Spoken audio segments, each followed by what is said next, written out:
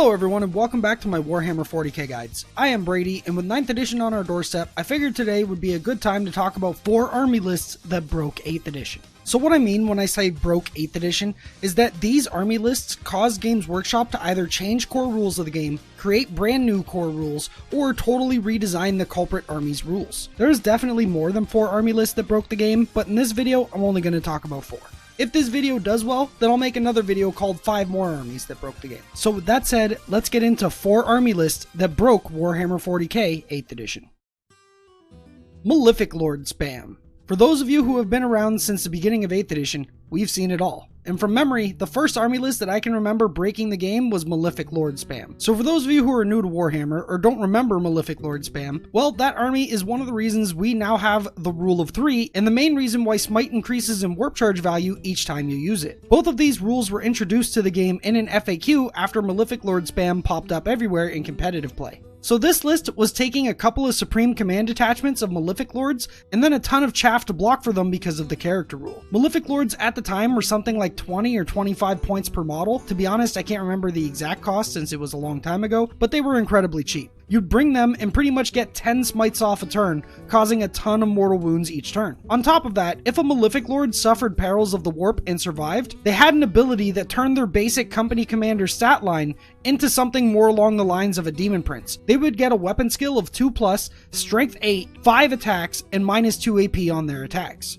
So even if they failed to cast their smite and perils, you still basically got a free 1 wound Demon Prince out of it. Which may not sound like much, but at the beginning of 8th edition, snipers weren't really a thing. As long as that player's movement and positioning was really good, they would be able to get the charge off first with that Malefic Lord and do some really good damage for a 20 or 25 point model. These guys were pretty nuts in the beginning of 8th edition, and pretty much every Chaos player who wanted to win events was spamming at least 3+ of these guys in their list. So even lists that weren't based around Malefic Lords still brought a couple of them just because they were so good for their points back then. A lot of lists that did want to focus on them though brought 10 or more of these guys. After this list became popular, and after other lists like Calexis Assassin Spam were introduced to the meta, Games Workshop decided to create the rule of 3, which meant you could only ever bring 3 of any unit other than troops and dedicated transports, which were exempt from this rule. I'm sure there were other armies that caused the rule of 3's creation as well, but this army list was one of the main culprits and the easiest to point out. Eventually, Malefic Lords went up to 80 points per model, and Smite was changed to go up in warp charge value to deter other armies with cheap psychers from trying the same strategy. The next list I'd like to talk about is the Castellan Brigade in its first form. So the Castellan is a really big Imperial Knight that comes with a ton of firepower for killing vehicles and elite units, and this unit alone actually dictated the meta for about 10 months and suffered multiple nerfs eventually. For a while, nobody really wanted to bring any tanks in their list, because if you saw that your opponent brought a Castellan, well, you can pretty much say bye-bye to all your tanks in 1 or 2 turns. This thing also had 30 wounds at toughness 8 and could go up to a 3+ invulnerable save, and even if you did some damage to it but didn't kill it, like just enough to bracket it, the knight also had a stratagem to act at full bracket when it came to their turn. And it also came with a stratagem that allowed it to reroll all 1s when it was attacking. So it could reroll 1s to hit, reroll 1s to wound, reroll 1s for random number of shots, and reroll 1s for random damage. And although all of that sounds OP as crap, because, well, to be fair, it was, that's not the reason it's in this video. The reason it's in this video is because of the list that it came with that dominated the meta that helped support it so well. And also, kind of like the title of this video implies, this list kind of broke the game. So the list was a Castellan Knight inside of a super heavy auxiliary detachment, an Astra Militarum Brigade, and a Blood Angels battalion. In the Astra Militarum Brigade, you would just bring like a ton of infantry and then cheap units to fill up every slot, because Astra Militarum can actually bring a very cheap brigade at around 600 points. And then for the Blood Angels battalion, you'd bring 2 Smash Captains and 3 units of scouts. So the Astra Militarum Brigade brought 12 command points for the list, while the Blood Angels Battalion brought 5 command points, for a total of 17 command points, plus the 3 for being Battleforged, so 20 command points. So that was a ton of command points to spend on the Castellan and stuff like the Smash Captains. But where the list really became broken was when it used 1 specific Warlord trait and 2 specific relics. And the Warlord trait was Grand Strategist from Astra Militarum, one of the relics was Kirov Zakila from Astra Militarum, and the other relic was the Veritas Vitae for Blood Angels. Those things allowed the player to roll a dice each time a command point was spent, and if that roll was 5+, they would gain a command point. Originally in 8th edition, there was no cap on how many command points you could generate in a single turn this way. So between those 3 upgrades,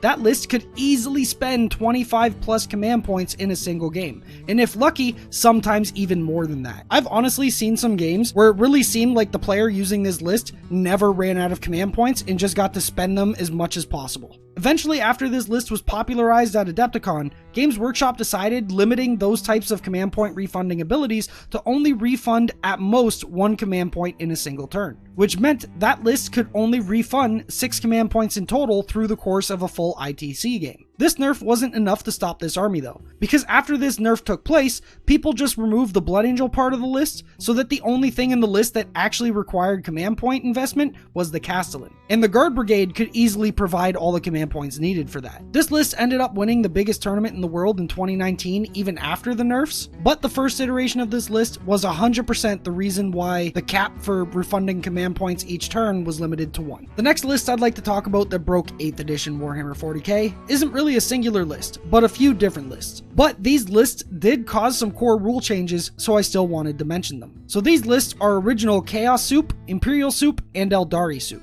So originally in 8th edition, with the way keywords worked, you could actually put Space Marines in the same detachment as Imperial Guard because of the Imperium keyword. You could also put Drukhari, Harlequins, and Craftworlds in the same detachment as well because of the Eldari keyword. And for Chaos, you can include any Chaos Space Marine Legion with Renegades and Heretics or even Chaos Demons because of the Chaos keyword. So you would have one of those keywords as your detachment, and every unit in the game that has that keyword could fit into that detachment. This was the original way to soup armies together before it eventually got nerfed. I think Games Workshop originally intended people to stick to sub-factions for each detachment, so like having a detachment of Ultramarines and having a separate detachment for Astra Militarum, because then you could get buffs like your Regimental Doctrine or your Chapter Tactics. But in the beginning of 8th edition, it took a very long time for a lot of codexes to get released. So a lot of armies didn't have codexes that gave them Chapter Tactics or Stratagems or really anything to lose if they were souped up the way that I mentioned previously. So there was literally no downside to just cherry picking the best units from multiple different sub-factions and throwing them together in a brigade or a couple of battalions. Eventually, Games Workshop had enough of this and decided that you could no longer have a detachment that was based on the keywords Chaos, Imperium, or Eldari, since it was too open for abuse because there's tons of units in the game that have those keywords. So now you can still have a Chaos, Imperium, or Eldari army, but the detachments in that army still need to be dedicated to a specific sub-faction like Ultramarines or Death Guard, etc. You can still kind of get away with soup in today's version of the game. For example, you can have a Nurgle detachment with Death Guard and Nurgle Demons, since those are all Nurgle keyword units, and you can do stuff like having an Astartes detachment with Imperial Fist plus Ultramarines, but it's definitely not like it used to be, especially because nowadays Games Workshop seems to be pushing for mono army buffs. So like if you play pure Ultramarines, you get a bunch of buffs, or if you play pure Death Guard, you get a bunch of buffs. And it seems like that's the direction that they're going to be taking in the future to try to make soup less prevalent. But yeah, you still technically can soup in today's game. It's just a little bit different and not nearly as open as it used to be before they made this change. And now for the final army to talk about in this video, I feel the need to mention the Iron Hands Unkillable Dreadnought build. This list didn't really force any core rule changes to the game like the other list that I mentioned, but it did force Games Workshop to rebalance a ton of stratagems and abilities in the army just so it wouldn't dominate the remainder of 8th edition and possibly the beginning of 9th edition. So this list was created by Richard Siegler, who won the 2020 LVO with this list, and it's by far the strongest army produced in 8th edition by a long stretch. So the idea was using buffs on top of buffs on top of more buffs in order to have a Leviathan Dreadnought that was pretty much impossible to kill. So you start with a Leviathan Dreadnought, and you turn it into a character using an Iron Hand stratagem. Then you have a Tech Priest with a relic called the Ironstone follow that Leviathan around, buffing it to negate 1 damage from all incoming attacks.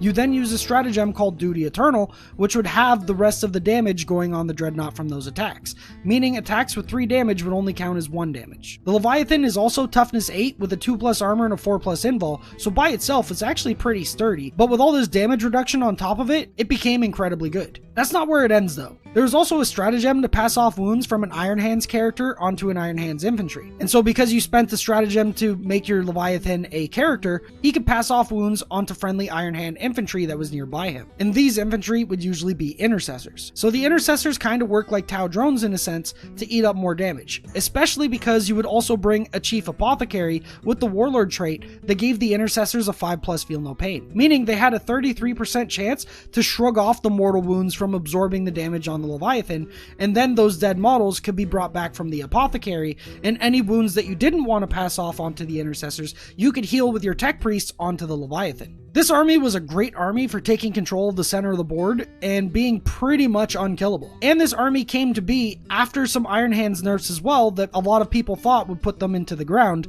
but as Richard Siegler showed, the army still had a ton of tricks up its sleeve, and the unkillable Dreadnought lived on. Eventually, after the Las Vegas Open, I think about a month or so after the Las Vegas Open, Games Workshop actually did something that they normally don't do, and they implemented a hotfix FAQ to change the way that army played, and so that you could actually kill the Leviathan. This was the first time I remember in history that Games Workshop came out with a hotfix FAQ instead of waiting for one of the general FAQ dates, which I believe is April and September, which is normally when they release their FAQs to rebalance the game. But it seemed like Games Workshop didn't like how dominant that army turned out to be, so they implemented a hotfix FAQ to try to patch it out and to make sure that it didn't dominate the remainder of 8th edition and possibly the beginning of 9th edition. And so that concludes 4 army lists that broke 8th edition. I'm pretty confident there are other army lists or even armies that broke Warhammer 40k 8th edition as well, but based on my memory, this is all I could really remember and all I wanted to talk about in this video.